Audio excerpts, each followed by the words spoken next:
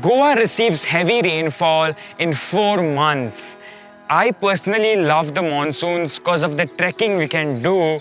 But it's not only me, even nature rejoices these 4 months. The earth becomes green and all the plants and trees get a new breath of life.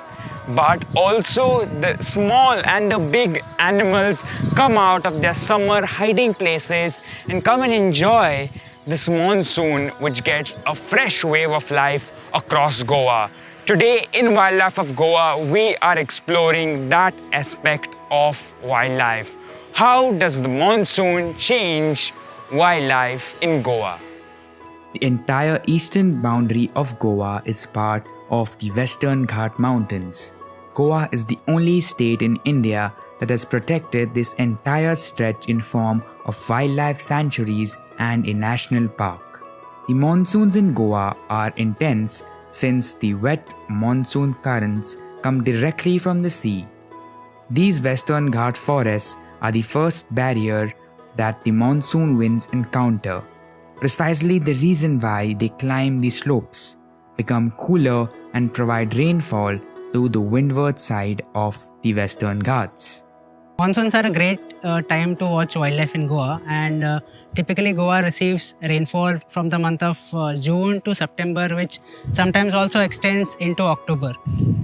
We receive on an average about 3,000 millimeters of rainfall. The rains transform the entire landscape of Goa, and most of it is draped in different shades of green. The forests become alive with numerous life forms emerging from their summer hiding places, and you can see them all around you. The rivers, the streams and the seasonal waterfalls are revived because of the monsoons, and these are a great place to spend time in nature.